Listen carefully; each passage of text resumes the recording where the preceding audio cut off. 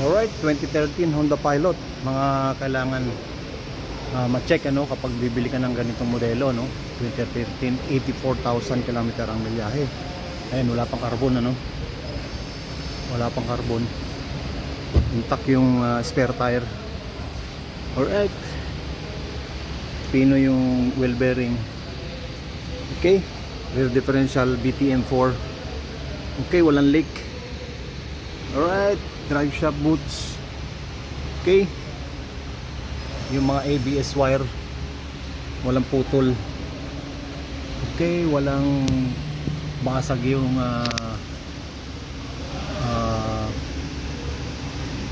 yung itong bushing, ano, compliance bushing sa likod. Ayun lang, may maliit na senyalis na dun, pero so far buo pa. Okay, bawa ganyan, pwede ka na magdesisyon. Then yung mga chinecheck sa propeller shaft, ito normal na play yan, ano, yung sa center bearing nya, tsaka ito yung spline dyan. Okay, pero pagka may kalog dito sa universal joint, yan medyo pag-isipan mo na, minus yan sa gas. Huwag sabihin dagdag gastos na yun, o pwedeng minus doon sa presyo ng bibilin mo, no. Then ayan, no, dalawang cross joint yan. Okay, then yung pagka may tulo na ganyan ng AC, ibig sabihin malinis yung downspout nya, hindi yan nagbabaha sa taas.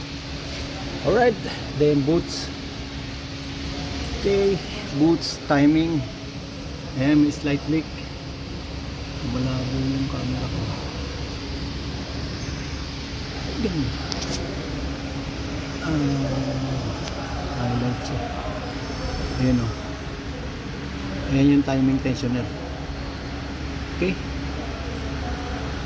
Alright, power steering, walang leak dahil power steering fluid pa gamit nito.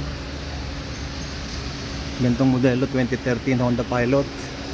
Then may leak sa transmission. Ayan na yun. Ayan yung sinasabi natin.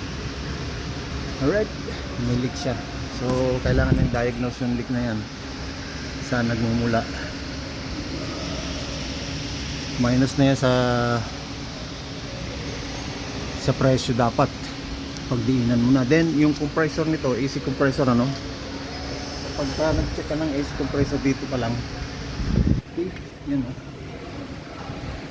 kailangan smooth yan, kailangan smooth to. Okay, then medyo salpitin mo ng konti, kailangan meron siyang parang may pressure, may laban. Pag nakaramdam ka ng parang laban dyan, okay lang yan, oh. Ano na pag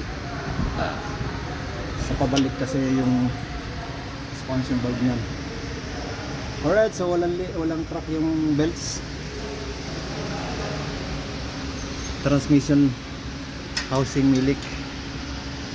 Okay, so kailangan natin i-diagnose yan. Alright.